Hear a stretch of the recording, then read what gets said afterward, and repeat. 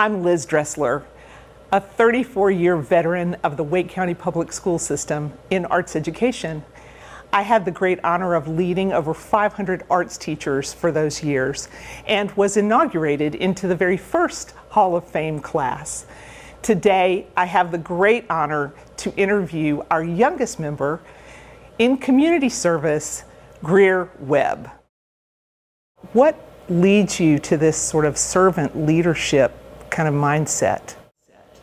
Well, it's great to be here and to talk with you as well. I say often that, I have this inherent love for people, lifting people up, defending them, learning more about them, hearing their stories. And so that's always called me into leadership. I've had great mentors. I have great family members that have always encouraged me to use my voice and to speak up for positive change. And so that love for people is really what drives me, and especially for young people, those younger than I am, where I was a few years ago, just being able to encourage them and motivate them, to allow them to understand that as people, as future leaders, that they have a role, that they are important in society. And so that really drives everything that I do.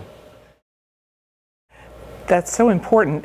You're studying at UNC Chapel Hill, a Tar Heel, Right. And I think you're a junior. Talk to me about your majors, plural, and really what you see, how you see that leading you into the future. Sure. So I'm double majoring in political science and AAAD, which stands for African, African American, and Diaspora Studies. And then I'm minoring in social and economic justice, which is a newer minor at UNC Chapel Hill. And that really involves understanding, like you mentioned earlier, the social and of course economic, financial impacts of what we do in our daily lives, and how it's so important that we do understand how society is built, the foundations that America was built upon, and how we as leaders and just members of society can work to lead compassionately, I like to say. And so I see those majors and that minor tying in future endeavors, again, just going back to people, being able to learn about their experiences and stories and tie that into the systemic change that I think is so needed in our communities. And so I think that the root word of politics, POL, actually means of a citizenry or of a people. And so I actually find it a bit frustrating sometimes when folks try to separate out politics from everyday life, because it's so ingrained in what we do as communities. And so I think it's important to not only draw that distinction, but to combine all of those: political science, being a black man growing up in the South, African American studies, and then social and economic justice, realizing that really financial and economic impacts are really what drive our societies. And so I think it's important that I'm learning now at this young age everything as much as I can. I love to learn as to how I can become a well-rounded leader and really make a difference in whatever community I find myself a part of. Well, I learned that even in high school you were an advocate for making sure that things were accessible to everyone, and social justice was an important part of your mindset. How has the pandemic really affected your schooling, your opportunities to lead?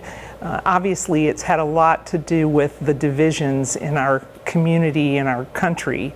Sure. Talk to me about the influence of the pandemic and some of the things maybe you've seen some benefits from it too.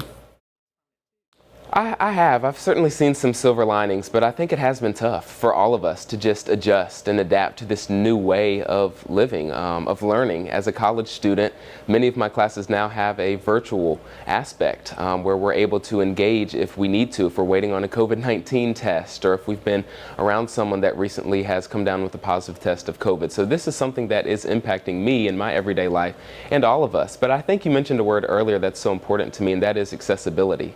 Starting in high school after the Parkland school shooting, the tragic incident in 2018, that's really where I got my start.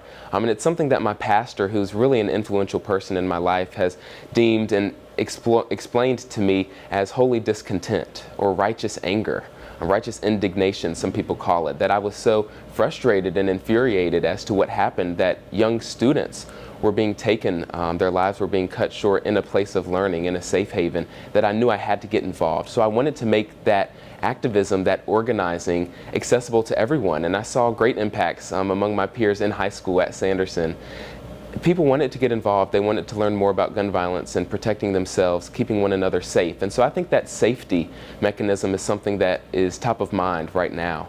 As we look and stare down this COVID-19 pandemic, as we see this spike, this surge in the Delta variant cases, it is frustrating, but it's super important that we continue to make activism, that we continue to make, I'm taking a class now at UNC called Intersectionality, which just shows us how interconnected social justice is, how important it is that we see all perspectives and listen to all perspectives. And so with this COVID-19 pandemic, it's really taken the form of virtual advocacy for me, I'd say. And I think that has made things more accessible. Folks are able to Zoom on to a call that maybe they weren't able to travel to just 2 years ago. It's allowing students to connect with older generations of Americans, and I'm allowing myself, it allows me to cultivate those conversations and bridge those generational divides. And so I've seen COVID-19 as definitely frustrating, and of course to acknowledge the loss of life is critical, but we know that in staying safe, there have also been some silver linings that allow us to engage more with that conversation of social justice and allow movements to continue to occur among folks of all backgrounds and of all generations in particular.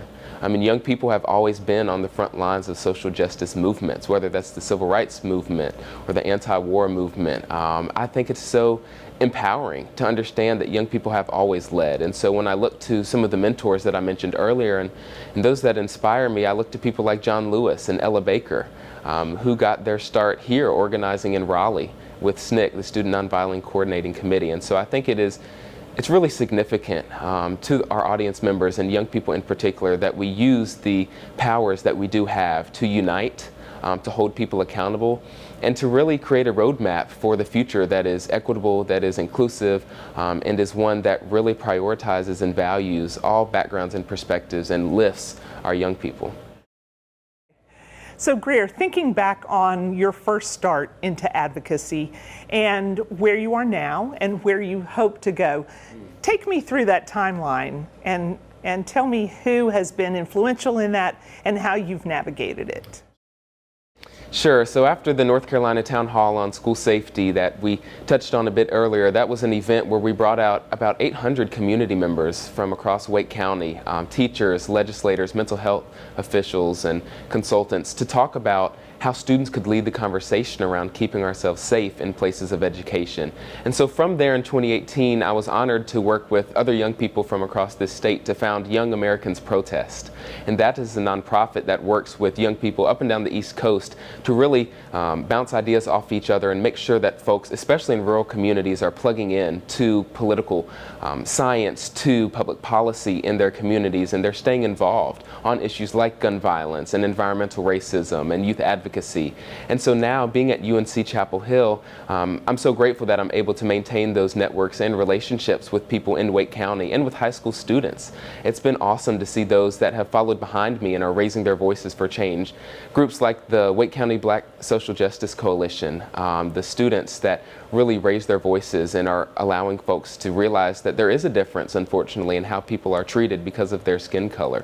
I think it's important also that we continue to approach activism and organizing from a legislative perspective, because we know that the laws that are passed and the policies that are implemented are going to impact young people for the longest amount of time as we continue through our lives. And so I've been able to maintain relationships with legislators and continue to advocate for policies and legislation that really elevate the voice and the impact of young people and really keep top of mind these issues like gun violence prevention, youth advocacy, and the ways that we can really teach the truth and to teach justice in our public schools. I think it's so important, just reflecting back on the various perspectives that I was able to encounter from kindergarten to 12th grade, senior year of high school. And so I think those are some of the things that, since that initial spark of the town hall, that righteous anger that I felt, I've been able to keep in contact with and continue to see progress being made. And I'm so excited for the future and to see those young students who are coming after me and are really elevating their voices,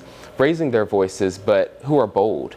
Compassionate but bold, and are not going to be discouraged. So I'm excited for the future and so grateful for all that my organizing thus far has taught me.